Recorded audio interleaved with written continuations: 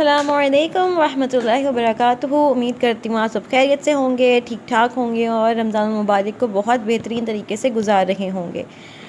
रमज़ान मुबारक जो है वो अपने इख्तिताम पे है और ईद उल फ़ितर जो है वो बिल्कुल करीब है। और जब भी ईद उल फ़ितर की बात आती है तो हमारे मुआशरे में, हमारी पूरी सोसाइटी में एक बहुत गहमा गहमी सी होती है और उस गहमा गहमी को हम कहते हैं ईद की तैयारी। ये ईद की तैयारी दरअसल की किस तरह से जाती है, इसको ज़्यादा एक्सप्लेन करने की ज़रूरत इसलिए नहीं है क्योंकि हम सब लोग ईद की तैयारियों में शिरकत कर रहे होते हैं। घर के नए चीज़ें आ रही होती हैं, कपड़े नए आ रहे होते हैं, बच्चों की नई चीज़ें आ रही होती हैं, कपड़े आ रहे होते हैं और हर कोई जो है वो इसी एक माहौल का एक समा जो है ये बना हुआ होता है और एक बिल्कुल माहौल जो है हमारी सोसाइटी में बना होता है। तो ईद की तैयारी डेफ़िनेटली मुसलमान जो हैं वो अपनी खुशी जो है वो ईद उल फ़ितर के दिन मनाते हैं और ये एक वो हमारा मज़हबी फ़रीज़ा है जिसको हम पूरे भरपूर तरीके से गुजारना पसंद करते हैं।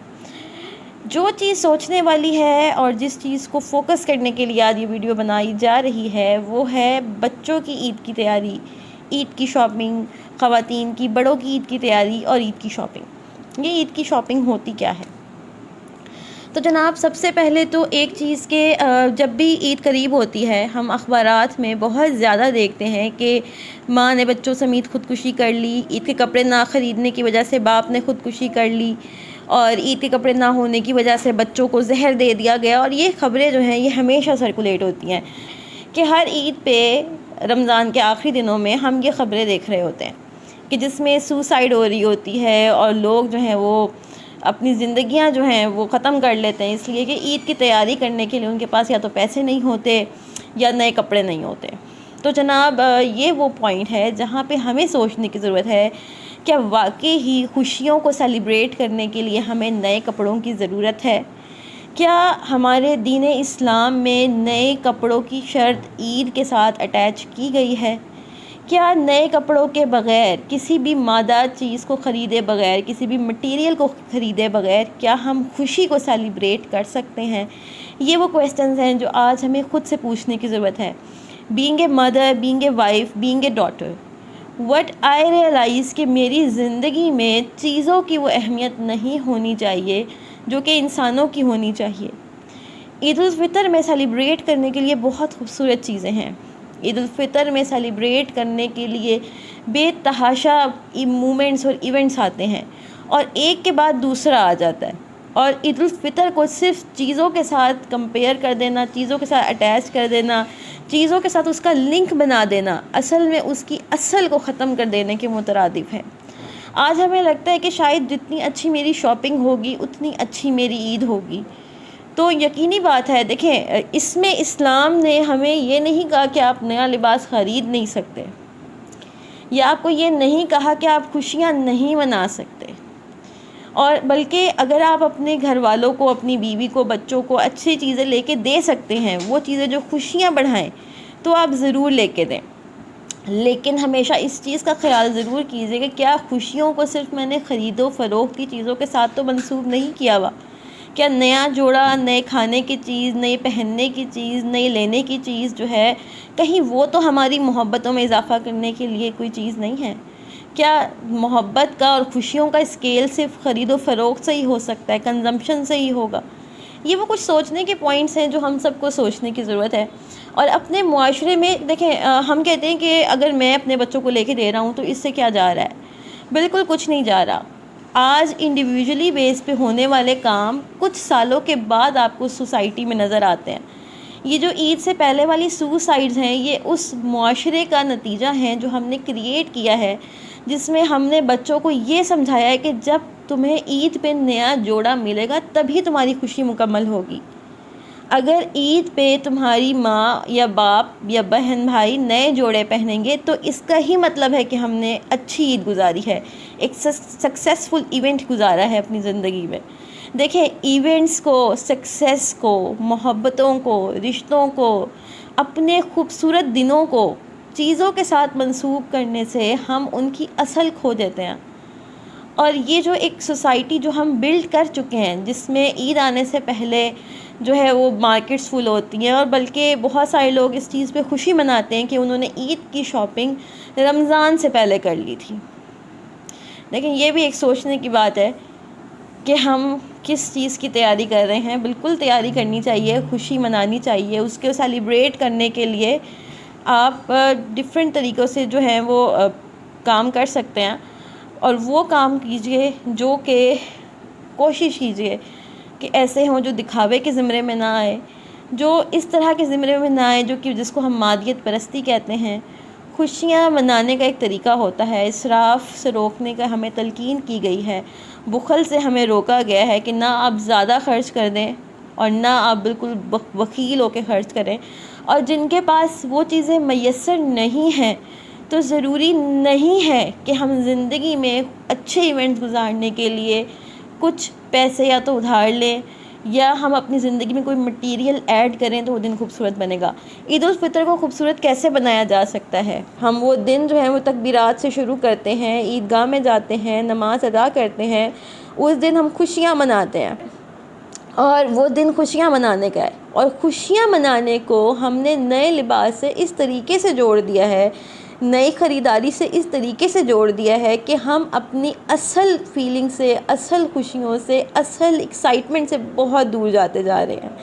और being an individual Aahista Aahista हमने ये अपने रवैयों से एक सोसाइटी तश्कील दे दी है, जिस सोसाइटी में ईद उल फ़ितर का सोलो मकसद जो है वो नए कपड़े पहनना होता है, जिसकी वजह से लोग इस माइंडसेट के साथ भी आते हैं कि अगर हम अपने बच्चों को नए कपड़े लेके नहीं दे सके तो हम उनको आंसर कैसे करेंगे।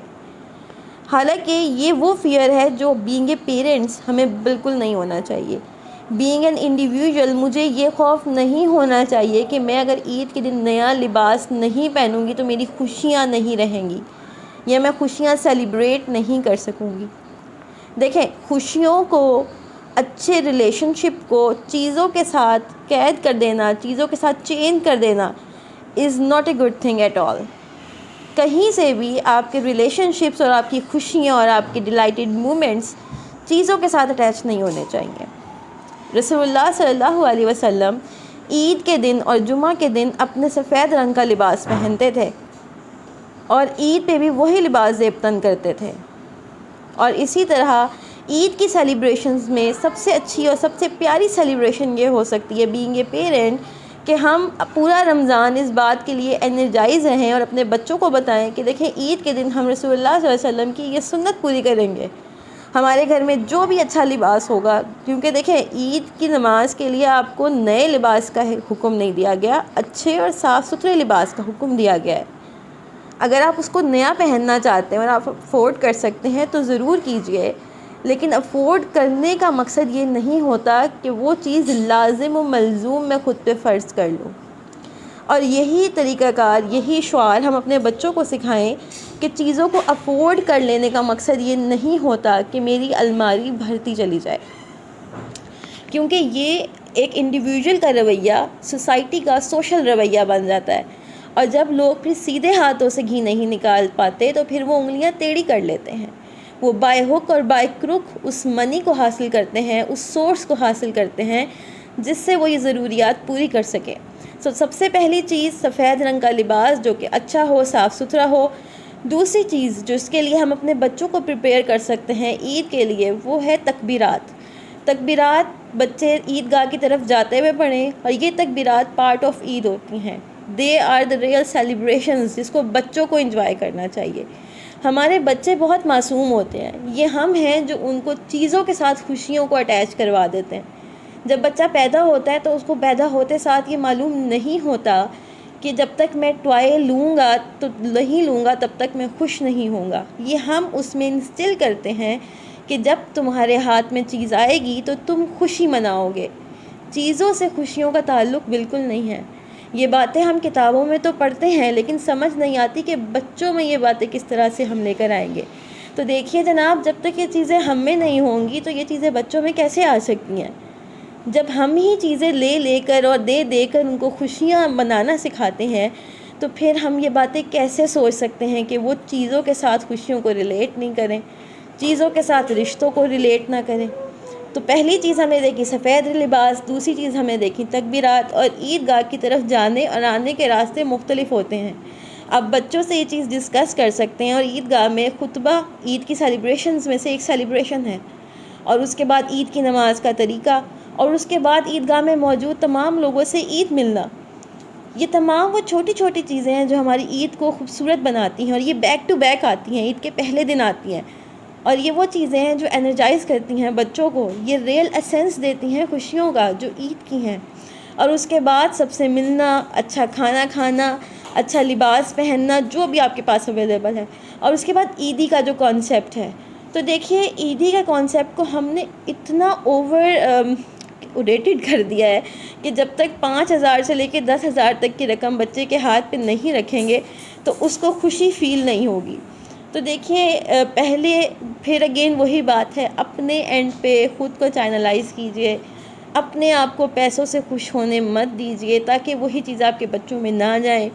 क्योंकि ये जो मरूबियत का कॉन्सेप्ट है, ये जो पैसों से खुश हो जाने का कॉन्सेप्ट है, ये जो प्रेस का कॉन्सेप्ट है, ये हमें समझने की बहुत ज़रूरत है। ये वो छोटी छोटी चीज़ें हैं जो हमारा मुआशरा बना रही होती हैं, ये हमारे घरों को कमज़ोर या मजबूत कर रही होती हैं। ईद की खुशियाँ नई चीज़ों के बग़ैर भी यकीनी है। यकीन कीजिए हमारा दीन मुश्किल नहीं है, ये बहुत आसान है। और खुशियाँ भी मुश्किल नहीं हैं, खुशियाँ बहुत आसान हैं। हमें सिर्फ उनको महसूस करने वाली दिल और आँखें चाहिए होती हैं ताकि हम उन खुशियों को महसूस कर सकें, उनको देख सकें, उनको भांप सकें। अल्लाह ताला हम सब की खुशियों की हिफाजत करें और हम सब को जन्नतुल फिरदौस में इकट्ठा करें। अस्सलामु अलैकुम व रहमतुल्लाहि व बरकातुहू।